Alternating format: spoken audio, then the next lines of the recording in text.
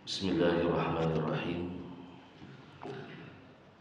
Assalamualaikum warahmatullahi wabarakatuh. Alhamdulillahi alamin.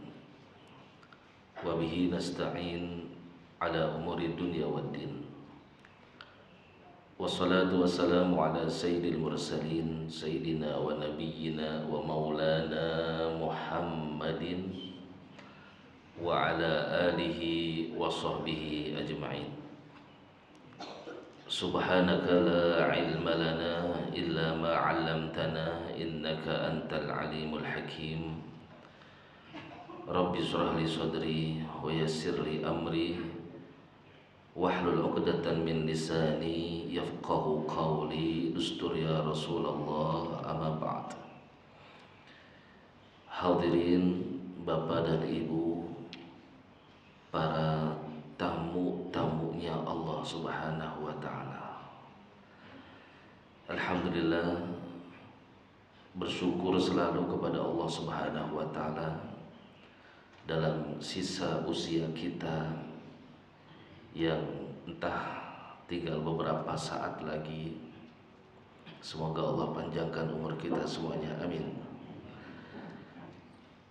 Masih Allah berikan kita kesempatan, kemuliaan dengan dihadirkan kita di Baitullah, rumahnya Allah Subhanahu wa ta'ala, tempat yang paling mulia di muka bumi, tempat di mana duduknya kita dicatat pahala, tempat di mana Allah menanti taubat-taubat kita untuk diampunkan, hajat-hajat untuk dikabulkan. Maka ini adalah nikmat yang paling agung, di mana tidak semua hamba-hamba Allah diizinkan atau diundang untuk duduk seperti kita pada saat ini. Ada yang mungkin rumahnya berdampingan, berdekatan dengan masjid, namun hingga saat ini masih banyak yang belum diundang untuk dimuliakan oleh Allah Subhanahu wa ta'ala. Allah zat yang maha mulia, zat yang maha baik, zat yang maha dermawan. Tentunya saat beliau mengundang kita semuanya menjadi tamu-tamunya Allah, banyak hal yang sudah disiapkan daripada jamuan-jamuan Allah Subhanahu wa ta'ala. Yang terhebat, jamuan-jamuan Allah Subhanahu wa ta'ala saat kita berada di Baitullah ini adalah pandangan Allah Subhanahu wa ta'ala kepada kita semuanya. Allah menatap kita langsung dan menanti apa yang akan diminta oleh hamba-hambanya Allah Subhanahu wa ta'ala. Maka beruntunglah siapapun yang dapat memaksimalkan waktunya saat mereka berada di dalam masjid. Karena banyak yang diundang oleh Allah, namun dia tidak faham, tidak kenal, tidak mengenal posisi daripada kedudukannya menjadi tamu Allah, sehingga bukan pahala yang dia dapat, bukan jamuan yang ia raih saat ia duduk di Baitullah, namun terkadang menjadi dosa, bahkan menjadi umpatan dari Allah Subhanahu wa ta'ala. Siapa mereka? Mereka yang saat berada di Baitullah ini berbicara tentang urusan-urusan dunia. Saat seseorang berada di rumah Allah, di masjid, kemudian berbicara tentang urusan-urusan dunia, maka jamuan-jamuan yang tadinya Allah siapkan tidak diberikan oleh Allah. Yang kedua, mereka yang berniaga, berjual beli di dalam masjid, yang tadinya dia mendapatkan jamuan Allah, namun karena dia tidak faham posisi dirinya saat berada di masjid, maka Allah memerintahkan kepada siapapun yang melihat orang yang berniaga di dalam masjid, apa kata Allah? La barakallahu fi tijaratika. Semoga tidak ada keberkahan dalam perniagaanmu. Jadi saat kita berada di masjid, hal yang paling harus kita jaga adalah etika, adab saat kita berada di Baitullah. Jaga benar-benar, karena hal yang kecil ini bisa menghancurkan amal kita. Hal yang diremehkan bisa menjadi penghapus pahala-pahala yang Allah janjikan. Kalau kita tidak ingatkan, kalau kita tidak betul-betul menjaga, maka sangat disesalkan, sangat disayangkan. Duduk di masjid, sholat di masjid, namun tidak mendapatkan pahala dari Allah Subhanahu wa Ta'ala. Jadi Bapak dan Ibu, ayah dan bunda semua yang hadir, mari kita selalu mengagungkan masjid, menjadikan masjid dalam hati kita tempat yang sangat suci, yang sangat agung, yang sangat mulia, sehingga saat kita masuk tidak akan sembarangan seperti kita masuk ke tempat-tempat yang lain, ke pasar, ke mall, ke kantor, di mana mereka berbicara, tertawa, bercanda seenaknya saja. Saat seseorang tidak bisa memposisikan masjid sebagai Baitullah, maka ia akan menyamakan seolah-olah masjid adalah tempat-tempat yang lain, sementara masjid adalah tempat yang paling mulia di muka bumi ini. Mudah-mudahan Allah Subhanahu wa Ta'ala mengilhamkan kepada kita taufik dan hidayah, sehingga kita bisa istiqomah di dalam kebaikan dan betul-betul mendapatkan ilmu yang manfaat, ilmu yang barokah. Amin ya rabbal hadirin hadirat, Bapak dan Ibu yang dimuliakan Allah Subhanahu wa Ta'ala. Tema kita apa tadi pagi hari ini? Menjaga istiqomah dalam kebaikan. Tema ini sangat indah, sangat bagus, terutama di dalam pembukaan majlis kalau tidak salah. Ini Sabtu yang pertama ya Bapak ya.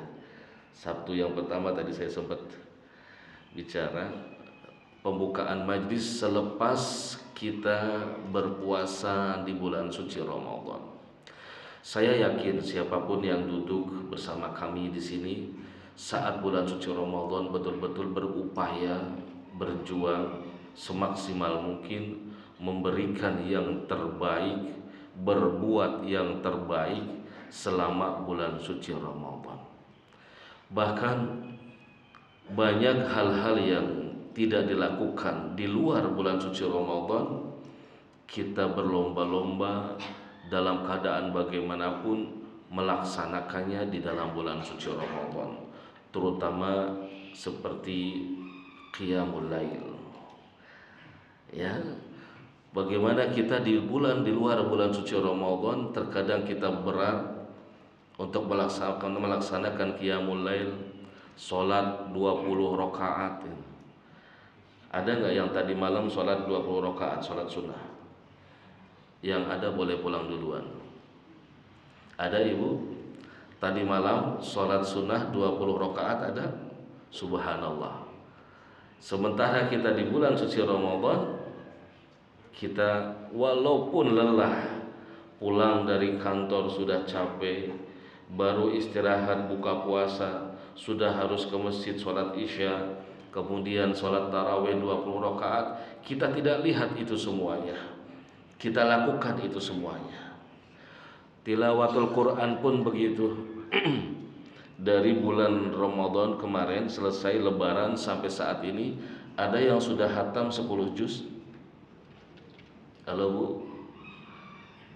8 juz ada? 5 juz? 4 juz? 1 juz?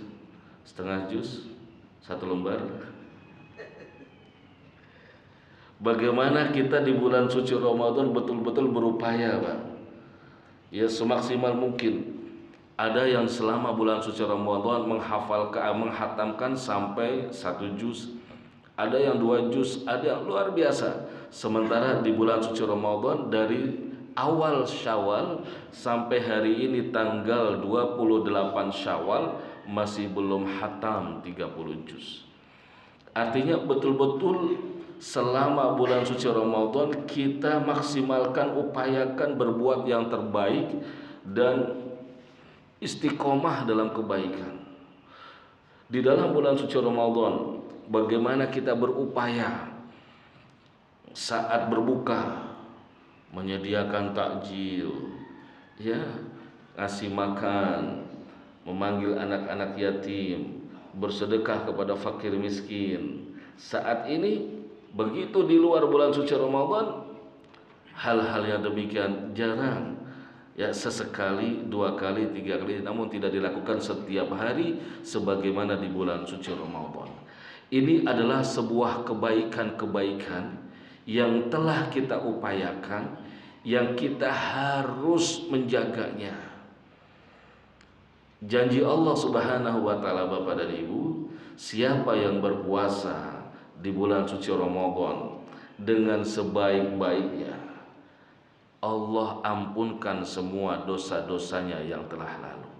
Ada yang hafal hadisnya? Man shoma ramadhana imanan wahtisaban ghufira lahu ma taqaddama min dhanbi. Siapa orang yang berpuasa selama bulan suci Ramadan dengan semata-mata ikhlas mencari ridhonya Allah, maka Allah telah mengampunkan semua dosa-dosanya yang pernah ia lakukan di masa lalu. Mudah-mudahan kita mendapatkan ampunan dosa dari Allah. Amin. Berarti jika kita mendapatkan ampunan dosa dari Allah Subhanahu wa taala, begitu Syawal kita keluar dari bulan suci Ramadan, laksana seorang bayi yang baru terlahirkan dari rahim ibunya, kayaumi waladathu ummuhu. Orang yang berpuasa di bulan suci Ramadan itu seperti orang yang baru atau bayi yang baru terlahirkan dari rahim ibunya, bersih daripada dosa. Ini adalah amaliyah selama 1 bulan. Selesai berjuang kita, alhamdulillah diberikan sehat walafiat, hingga detik ini diberikan umur panjang oleh Allah Subhanahu wa taala. Ada yang bulan puasa sebelum lebaran meninggal, ada. Pas lebaran meninggal, ada. Lebaran 5 hari meninggal, ada. Tapi alhamdulillah detik ini Allah masih berikan kita sehat walafiat. Alhamdulillah. Yang menjadi renungan kita 11 bulan ke depan, apa yang harus kita maksimalkan, apa yang harus kita laksanakan. Belum 11 bulan, baru sebulan saja selama bulan Syawal kita sudah merasa berat. Bukan berat, terkadang lalai. Bukan lalai, terkadang malas. Apa yang kita lakukan selama bulan suci Ramadan sudah lupa, tidak kita istiqomahkan. Satu contohnya tadi, qiyamul lail, ya, bangun malam, bersedekah, menjaga lisan, menjaga aurat, menjaga pembicaraan. Ini hal-hal yang kita maksimalkan di bulan suci Ramadan. Begitu selesai bulan suci Ramadan, apa yang kita lakukan? Kembali lagi, ya, menjaga lisan terasa berat, menutup aurat terasa berat, membicarakan aib orang terasa berat. Ya, semuanya terkadang kita masih lakukan, lupa lagi dengan amaliyah-amaliyah bulan suci Ramadan. Nah, ada tiga kunci agar kita keluar dari bulan suci Ramadan tetap mendapatkan ridhonya Allah, sebagaimana amaliyah-amaliyah yang kita lakukan di bulan suci Ramadan ihtisaban, hanya mencari ridhonya Allah. Jadi Bapak dan Ibu, ayah bunda semuanya, ada 3 kiat agar lepas dari bulan suci Ramadan ini kita mendapatkan ridhonya Allah Subhanahu wa taala. Karena tidak ada yang kita harapkan dalam hidup kita kecuali mendapatkan ridhonya Allah. Untuk apa kita beribadah kalau tidak untuk mendapatkan ridhonya Allah? Buat apa? Untuk apa umur kita panjang tapi tidak mendapatkan ridhonya Allah? Untuk apa kita bergelimang harta tapi Allah tidak ridho untuk pada kita semuanya? Jadi tujuan hidup kita di muka bumi ini dengan sisa umur yang ada, yang entah beberapa saat lagi kita tidak tahu, adalah mencari ridhonya Allah. Di mana ridhonya Allah Subhanahu wa taala? Al-Imam Abdullah Ibnu Mubarak memberikan tiga rahasia seseorang mendapatkan ridhonya Allah. Yang pertama, la tahqiranna hasanat. La tahqiranna hasanat. Yang pertama, jika kita ingin selalu mendapatkan ridho Allah di dalam bulan puasa atau setelah bulan puasa, satu, la tahqiranna minal hasanat. Jadikan sisa umur kita ini jangan pernah meremehkan kebaikan. Jangan pernah meremehkan kebaikan kepada siapapun, dimanapun dan kapanpun. Jika ada kebaikan yang hadir di hadapan kita, di dalam kehidupan kita, jangan pernah disia-siakan, jangan pernah ditolak, semisal apapun ia datang. Karena yang menghadirkan kebaikan adalah Allah, dan di setiap kebaikan ada ridhonya Allah Subhanahu wa taala. Bapak dan Ibu pernah mendengar satu hadis tentang seorang wanita yang memberi minum seekor apa? Pernah dengar?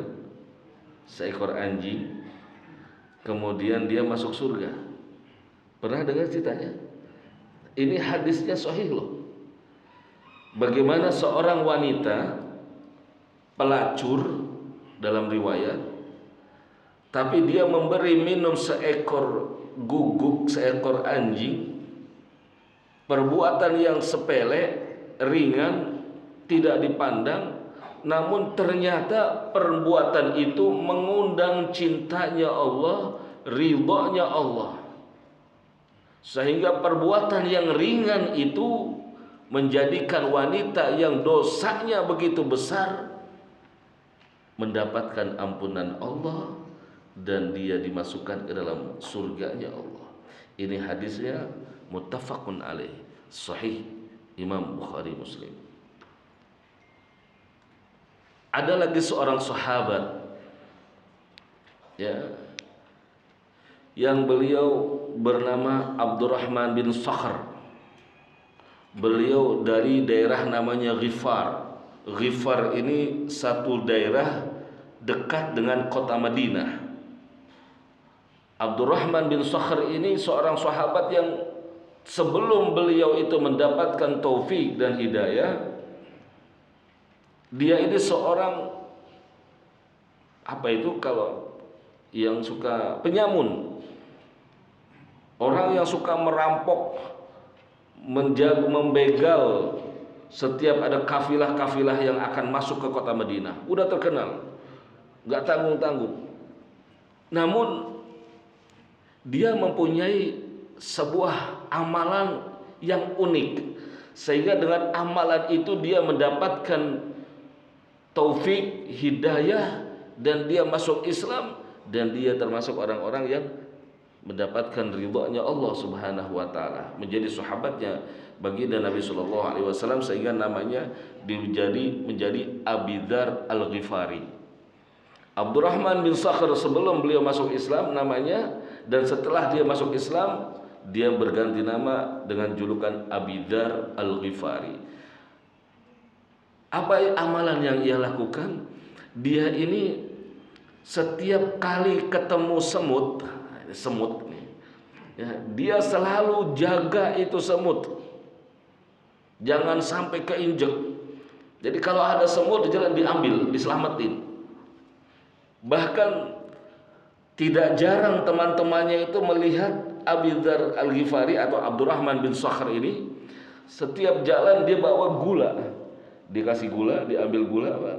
Dikasih ada semut, kasih itu gula situ. Ada semut, kasih gula.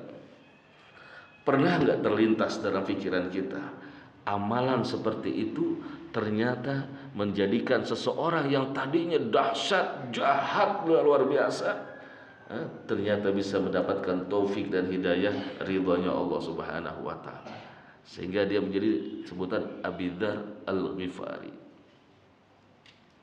Al-Imam Ghazali, ya, dalam salah satu riwayatnya, beliau pun mendapatkan derajat kewalian, kekasihnya Allah Subhanahu wa taala. Mengapa? Karena setiap kali beliau sedang menulis dengan tintanya, jika ada lalat yang nempel, yang hinggap di tintanya, dia tidak berani bergerak. Diam aja tuh sampai lalat itu selesai, baru dia teruskan nulisnya. Coba ibu, kira-kira kalau kita di rumah ada semut, kita apain?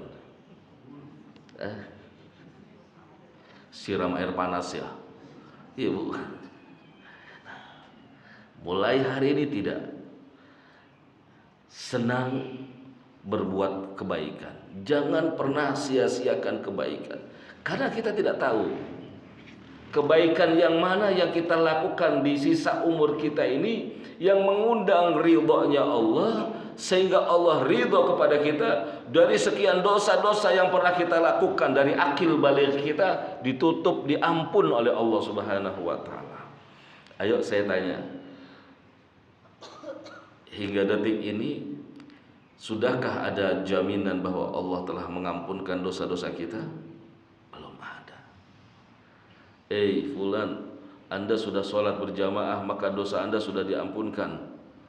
Silakan berbuat sesukamu. Gak ada. Semua amal-amal yang kita lakukan, Bapak dan Ibu, jujur kita hanya pandai berbaik sangka kepada Allah. Ya Allah, semoga Engkau terima amal kami. Ya Allah, semoga Engkau terima ibadah kami. Ya Allah, semoga Engkau terima sedekah kami. Hanya semoga. Husnudzon. Tapi jaminan yang pasti belum ada dari Allah Subhanahu wa taala. Nah, maka dalam sisa umur kita saat ini nih, ayo kita istiqomahkan kebaikan-kebaikan yang pernah kita lakukan selama bulan suci Ramadan, sehingga saat ini dengan apa? Dengan jangan menyia-nyiakan kebaikan. Seorang suami, ya, saat dia memberikan nafkah lembut kepada istrinya, kebaikan. Kita tidak tahu. Saat seorang suami berbuat baik kepada istrinya, ya, maka di situ ada ridhonya Allah Subhanahu wa taala. Ya, suami istri saat dia keluar berjalan, bergandeng tangan atau berjabat tangan, saat itu turun rahmatnya Allah, turun ridhonya Allah. Sekarang ibu masih sering nggak jalan sama suami digandeng tangannya, Bu? Udah jarang ya. Pak, masih seneng gandeng tangan istrinya, Pak? Istri sendiri tapi. Nah, padahal saat kita berbuat baik, kebaikan kepada istri, gandeng tangan jalan, gandeng gitu. Nah, itu rahmat Allah turun kepada dua pasangan itu. Kita nggak tahu. Di situ ridhonya Allah. Pulang dari masjid, ya, bapaknya pulang duluan, ibunya sampai di rumah cium tangan istrinya, dilamain. Terus bapaknya ambil kepalanya istrinya, dicium keningnya. Pernah digituin, Bu? Pernah, Bu? Dulu ya, Bu. Dulu ya. Lebaran doang. Curhat ya. Ada ridhonya Allah Subhanahu wa taala. Seorang istri, seorang ibu saat memasak untuk suaminya, menyediakan hidangan untuk suaminya, sudah tahu ibu pahala seorang istri yang memasakkan untuk suaminya, sudah tahu. Pernah suatu hari Sayyidatuna Fatimah datang ke rumahnya Rasulullah. Rasulullah tidak ada, yang ada ibunya Aisyah, istrinya Rasulullah, yaitu Sayyidatuna Aisyah radhiyallahu anha. Fatimah bilang kepada Sayyidatuna Aisyah, "Ibunda, jika ayah datang sampaikan Fatimah datang." Itu. Pulang Fatimah ke rumahnya. Tidak lama Fatimah pulang, Rasulullah datang ke rumah. Sayyidatuna Aisyah langsung sampaikan, "Ya Rasulullah, tadi putrimu datang."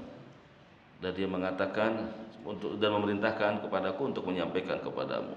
Mendengar Fatimah datang tidak berjumpa dengan Rasulullah, Rasulullah ini sangat sayang kepada Sayyidatuna Fatimah.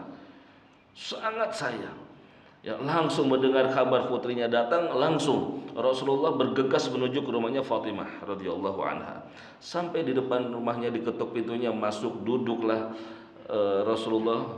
Lalu Fatimah duduk di bawah dan berkata, "Fatimah, engkau tadi datang ke rumah?" "Iya ayah." "Ayah adalah Rasulullah." "Iya Rasul." "Ada apa?"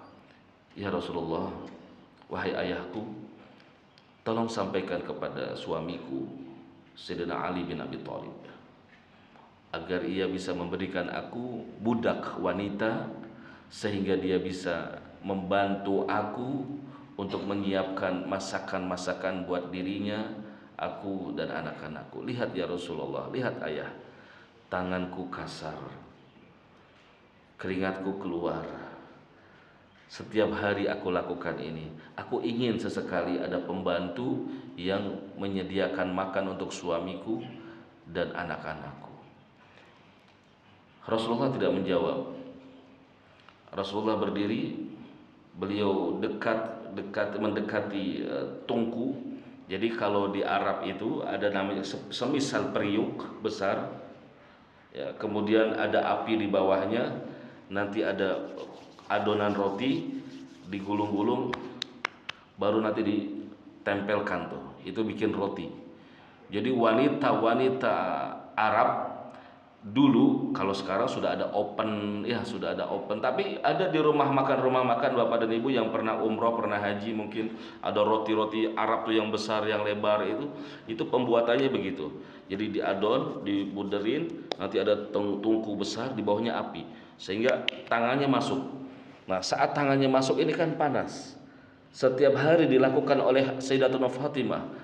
Ada temponya Sayyidatuna Fatimah curhat kepada ayahnya gitu. Kenapa? Secara ayahnya adalah presiden, ya, rasul, mempunyai banyak tawanan, mempunyai banyak budak. Begitupun Sayyidina Ali menantunya. Wajar dong kalau Fatimah istrinya untuk minta seorang pembantu gitu. Rasulullah tidak menjawab. Rasulullah berdiri lalu mendekati tungku tadi, kemudian dikatakan, "Ya Fatimah, kalau seandainya aku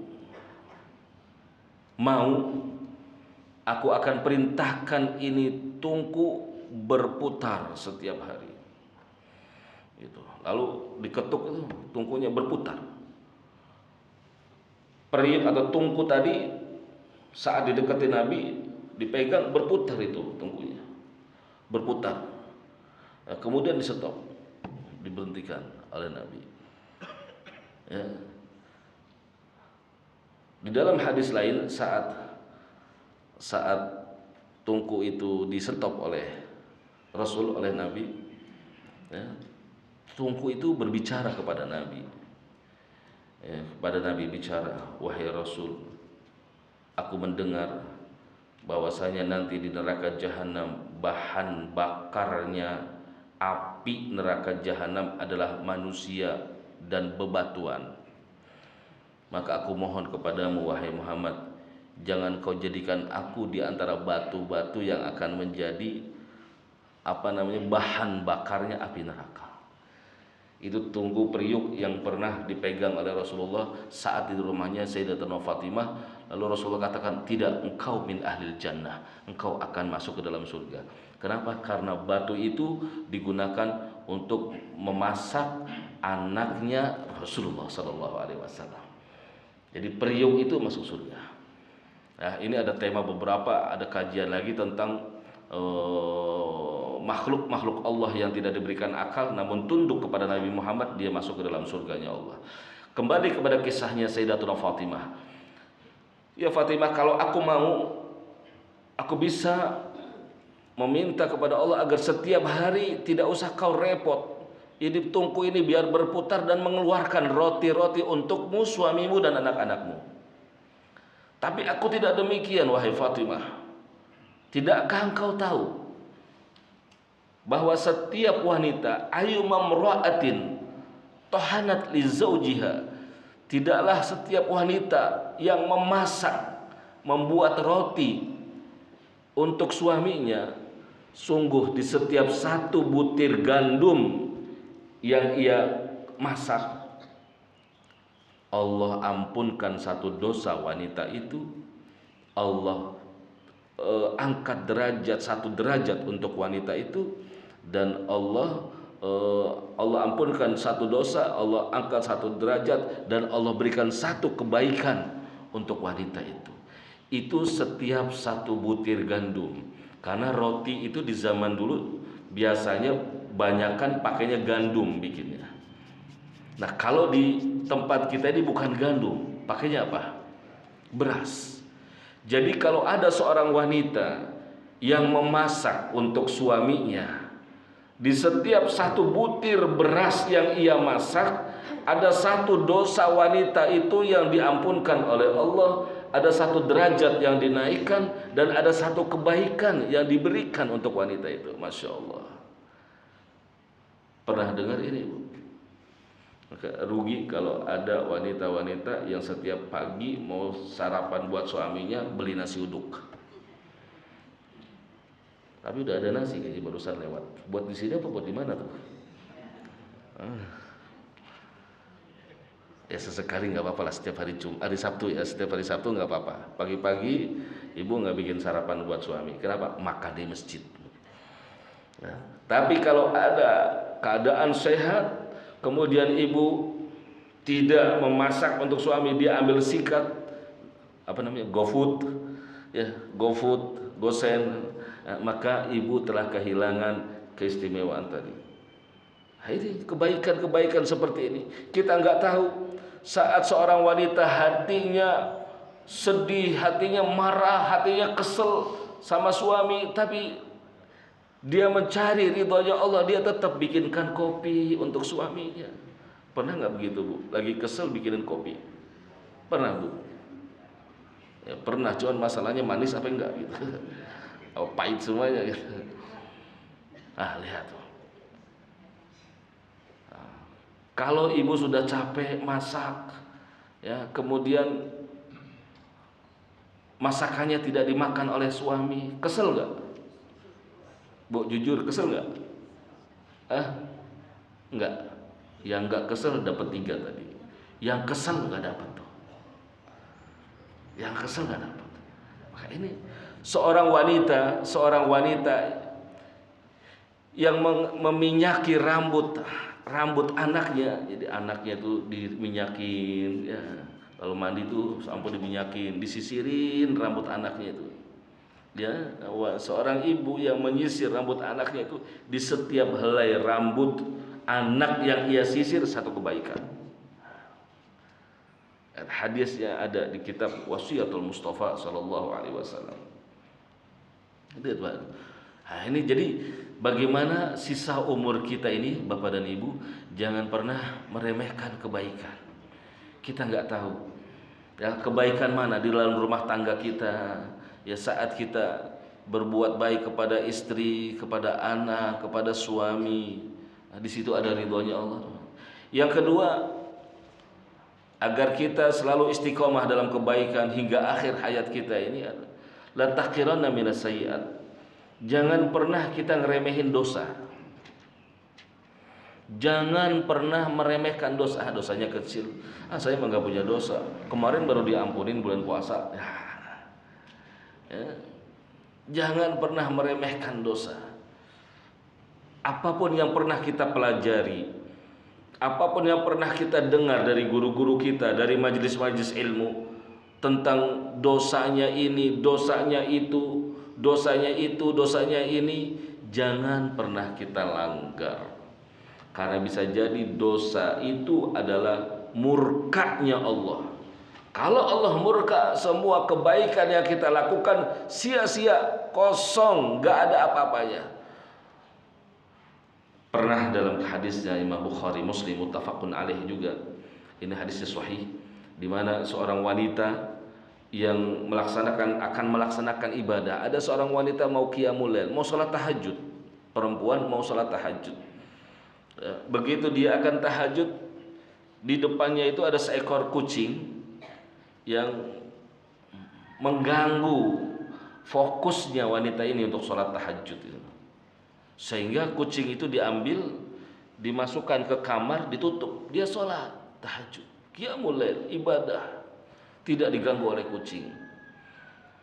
Setelah dia ibadah selesai, datang subuh, datang syuruk, dia lupa.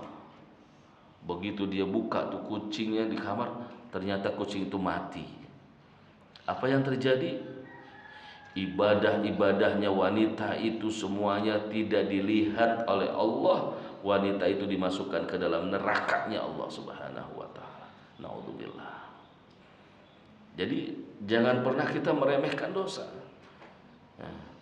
Jujur, siapapun kita adalah manusia yang paling mudah berbuat dosa. Betul tidak? Bapak punya dosa enggak, Pak? Bu, punya dosa enggak, Bu? Banyak. Banyak apa banyak banget? Banyak apa banyak banget? Banyak banget apa banyak banget? Kita ini jujur, dosa kita banyak sekali, betul. Kalau ada yang ngaku nggak punya dosa, itu udah dosa. Siapa bilang saya nggak punya dosa? Itu ngomong begitu udah dosa. Jadi jujur, kita ini manusia yang diciptakan oleh Allah paling mudah berbuat dosa. Kadang lagi ngaji aja bisa berbuat dosa loh Pak, Bu. Ya, lagi ngaji bisa berbuat dosa gitu. Contohnya apa? Waktunya ngaji ngeliatin lagi, Ustaz lama banget nih, udah jam 6 kurang seperempat nggak selesai. Halo, halo, ustazahnya nih ngapain sih? Nih angkat-angkat tangan mulu nih, mentang-mentang gelangnya baru. Ayo, ada yang begitu. Lagi ngaji berbuat dosa, banyak begitu. Lalu bagaimana buat kita ini yang paling rawan, paling sering berbuat dosa? Jangan remehkan berbuat dosa. Apa yang harus kita lakukan? Perbanyak istighfar. Jadi sisa umur kita ini, Ibu, agar mendapatkan ridhonya Allah, banyakin istighfar. Banyakin istighfar. Perbanyak zikir istighfar sudah. Astagfirullah. Atau kalau mau dibikin syair, Astaghfirullah Rabbal baraya, Astaghfirullah minal. Oh enak tuh. Pulang dari masjid tuh sambil mukennahnya diangkat separoh, kan kalau mak-mak begitu ya, diangkat separuh tuh, daripada pulang masjid sambil ngomongin orang tuh. Tahu nggak tetangga lo tuh kemarin, emang begitu tetangga saya mah, ayo ngomong. Padahal pulang dari masjid, daripada ngomongin orang istighfar, tasbih, astagfirullah. Saya kalau suka lihat ibu-ibu pulang dari masjid tuh, saya ingat nenek saya tuh begitu tuh. Ya pulang dari masjid mukenanya nggak dilepas, cuma satu doang, kain mau kena jalan pegang tasbih gitu. Ya, penggantinya daripada berbicara yang tidak baik adalah tasbih. Al-Imam Asy-Syaukani, Imam Syaukani, beliau mengatakan, "Hadza zaman zamanus sukut wa luzumul buyut wa ridha bil qut hatta an yamut. Ini zaman sekarang ini Bapak, Ibu, zaman sekarang ini kalau kita mau selamat, banyakin diem. Jangan jadi orang kepo. Jangan jadi orang yang suka ngomong apa aja, banyakin diem. Karena semuanya ini kalau kita ngomong semuanya udah nggak benar. Ya, kita kalau ngomongin presiden jadi dosa lagi. Ngomongin si A jadi dosa lagi. Ngomongin si B jadi dosa lagi. Ngomongin RT-nya dosa lagi, ngomongin RW-nya dosa lagi. Kenapa? Karena ini zamannya sudah zaman beda dengan zaman fitnah. Jadi kalau mau selamat sekarang ini udah, ya, nggak usah ngomongin yang lain, omongin diri sendiri aja udah banyak aibnya. Nah, ini sedih kadang-kadang. Ya, kita tidak sadar, kita berbicara tentang si A, pemerintahan kita, tentang si B, pemimpin kita, tentang si. Apakah mereka bukan umat Nabi Muhammad? Saya tanya nih, presiden kita ini umatnya Nabi Muhammad bukan? Halo? Bukan. Siapa berani bukan? Lalu bukan umat Nabi Muhammad, umat siapa? Umatnya Nabi Muhammad. Umatnya Nabi Muhammad. Lalu kalau kita berbicara tentang dia, berbicara tentang kejelekan dia, dosa apa tidak? Halo? Ada orangnya enggak nih? Ini bukan lagi kampanye, ini lagi taklim. Ya, agar faham saja. Ya, karena saya sayangkan sekali. Ya, sayangkan sekali. Lalu terus bagaimana dengan keburukan mereka? Biarkan orang, saya jangan. Buat apa kita ngurusin dia? Oh, sudah habis waktunya. Buat apa kita ngurusin dia? Tidak ada manfaatnya. Saat kita membuka kejelekan beliau, kekurangan beliau misalnya, apakah ada manfaatnya buat kita? Ada tidak? Tidak ada. Lalu apa? Hadir luzuk musukut zaman sekarang udah diem udah. Kalau mau selamat, ya. Kemudian luzumul buyut, kalau mau selamat zaman sekarang kata Imam Syaukani, sering-sering banyak-banyak di rumah udah jangan keluar. Kenapa? Kalau keluar udah fitnah, fitnah udah masa tua masjid rumah udah amaliat cucu ya main cucu halas. Yang ketiga ridha bil qut, udah ikhlas ridha dengan apa yang Allah berikan rizki daripada kita, udah. Ya nggak usah mikirin rezekinya orang tuh, orang enak banget sih ya kerjanya begitu tapi duitnya banyak, jangan-jangan capek.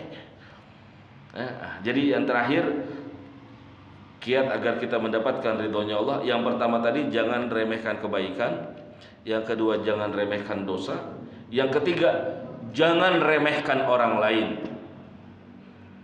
Sisa umur kita ini jangan pernah meremehkan orang lain.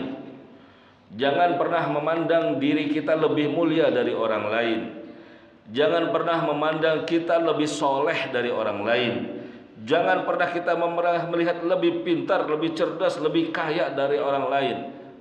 Karena sifat-sifat memandang orang lain lebih sifat menganggap diri kita lebih dari orang lain ada sifatnya iblis. Ada warisannya iblis. Mengapa iblis diusir oleh Allah dari surga? Karena saat iblis diminta oleh Allah untuk bersujud, apa yang katakan iblis? Ana khairun minhu. Aku lebih baik dari dia ya Allah. Buat apa saya sujud kepada Adam? Karena ucapan ana khairun minhu, aku lebih baik dari dia, Allah murka, Allah marah. Dari surga diturunkan ke bumi, dimasukkan ke dalam nerakanya Allah sampai selama-lamanya. Nah, seorang mukmin yang merasa selalu dirinya lebih baik dari orang lain, maka dia tidak akan pernah mencium surga. Nah, jadi ini sifat yang ketiga nih, harus hati-hati. Ya, agar kita hidup ini bisa terus istiqomah, mendapatkan hidayah, mendapatkan ridhonya Allah. Jangan pernah menganggap orang lain, menganggap remeh orang lain. Hati-hati. Al-Imam Syekh Abdul Qadir Al-Jilani, saya tutup dengan kisahnya Syekh Abdul Qadir Al-Jilani saat beliau berjalan-jalan di lorong-lorong di Baghdad. Ya, di Baghdad. Syekh Abdul Qadir Al-Jilani ini ma'ruf, siapapun kenal. Ya, bagaimana keilmuannya, bagaimana ibadahnya, ya, bagaimana derajat kewaliannya, karobahnya. Suatu hari Syekh Abdul Qadir Al-Jilani berjalan dengan muridnya, Lalu di tengah di satu gang di lorong ada seorang yang sedang mabuk. Ada seorang pemuda mabuk. Dia panggil, "Ya Syekh Abdul Qadir," katanya. "Labbaik." Dijawab dengan apa? Labbaik. Labbaik ini jawaban pengagungan. Jadi kalau bapak ibu dipanggil sama suami, "Ma, labbaik ayah." Ini berarti panggilannya menghormati. Ya, saat seorang hamba dipanggil oleh Allah untuk berhaji, untuk berumrah, apa jawabannya? Labbaik Allahumma labbaik, labbaik la syarika laka labbaik. Jadi labbaik ini panggilan memuliakan kepada si pemanggil. Nah, ini yang manggil seorang pemabuk, tapi Syekh Abdul Qadir Jilani tetap memanggilnya labbaik. Boleh saja, bisa saja. Ya Syekh Abdul Qadir Jilani. Apaan? Kan bisa aja gitu. Karena yang manggil siapa? Lagi mabuk. Tapi tidak. Beliau menjawabnya dengan labbaik. Ya Syekh Abdul Qadir, as'aluka thalatha su'alan. Aku akan bertanya kepadamu 3 pertanyaan. Ya Syekh, 1. Saat ini saya pemabuk. Engkau lihat kondisi saya pemabuk. Mungkinkah suatu hari aku bisa seperti engkau? Kata si pemabuk. Syekh Abdul Qadir Jilani berkata, "Wahai pemuda, jika engkau bertaubat, engkau bisa lebih seperti aku, lebih dari aku." Kata pemuda itu, ya. Yang kedua, ya Abdul Qadir, Syekh Abdul Qadir, sekarang ini aku seorang yang bodoh, yang hina. Mungkinkah suatu hari nanti aku menjadi seorang yang alim, ahli ibadah seperti engkau? Kata Syekh Abdul Qadir, "Wahai pemuda, jika engkau bertobat, engkau bisa lebih alim dari aku, lebih abid dari aku." Nangguk lagi. Yang ketiga, "Wahai Syekh Abdul Qadir, mungkinkah jika saat ini aku seperti ini, mabuk, tidak sholat, jauh dari Allah, suatu hari nanti Allah merubah aku menjadi seperti engkau yang ahli ibadah, dan mungkinkah engkau menjadi seperti aku, menjadi seorang pemabuk?" Mendengar pertanyaan yang ketiga, Syekh Abdul Qadir langsung menangis, langsung tersungkur, bertaubat, beristighfar kepada Allah Subhanahu wa taala. Bagaimana Allah menegur beliau bahwa Allah zat yang memiliki hati manusia. Jadi jangan pernah kita meremehkan orang. Mudah bagi orang merubah takdirnya seseorang. Kita yang mungkin sudah istiqomah, sholat, mungkin begitu melihat orang yang belum sholat, orang kok nggak sholat ini, nggak mikir apa umur. Mudah buat Allah merubah kita yang tadinya sholat jadi nggak sholat, dia yang tadinya nggak sholat bisa berubah menjadi sholat. Makanya kiat yang ketiga agar mendapatkan ridho Allah, jangan pernah meremehkan orang lain. Mudah-mudahan Allah Subhanahu wa taala memberikan kita taufik wal hidayah, memberikan kepada kita semua ilmu yang manfaat, ilmu yang barokah, panjangkan umur kita semuanya, sehatkan badan kita, istiqomahkan hati kita, dan tauhidkan selalu hati kita semuanya ya Allah. Al-hadhihi niyah al-Fatihah.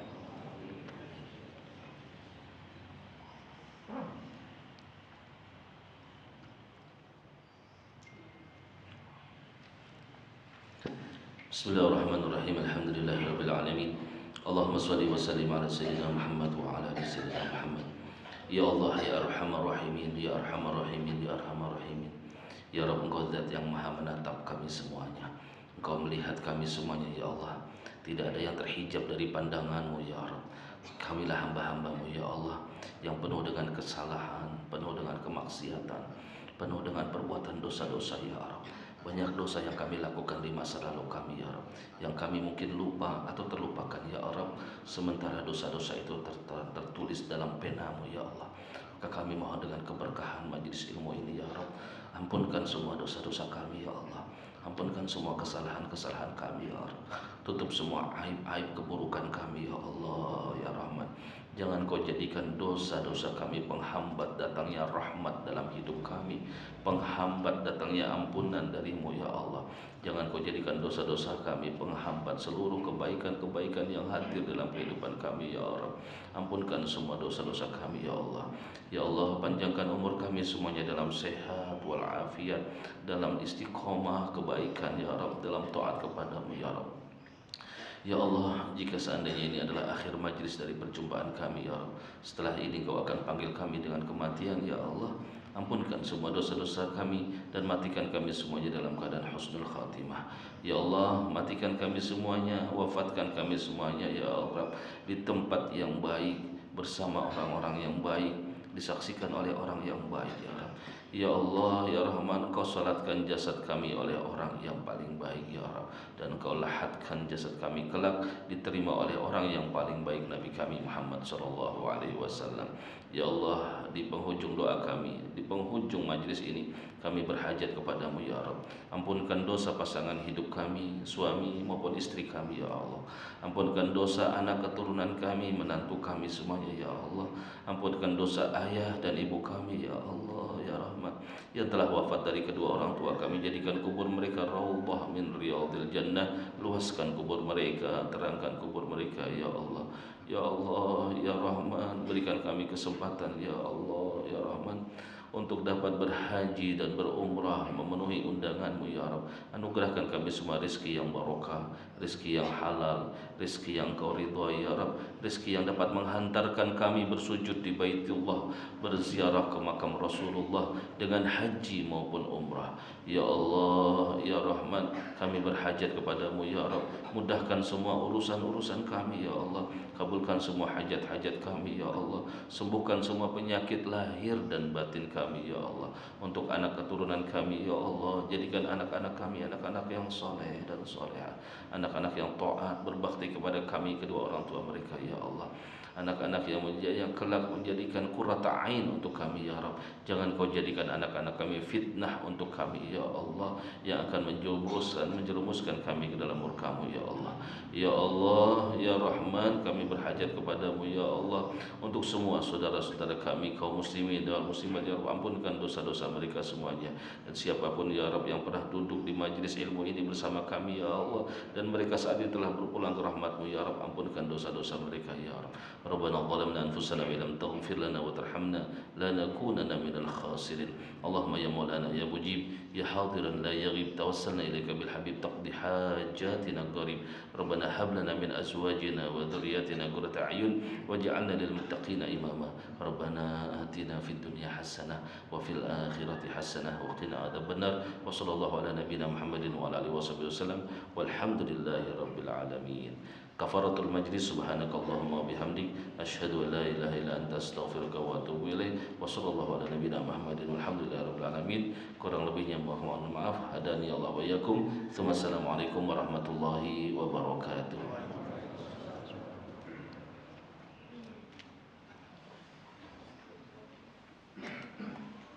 Terima kasih Ustaz. Maafin lahir batin, Pak.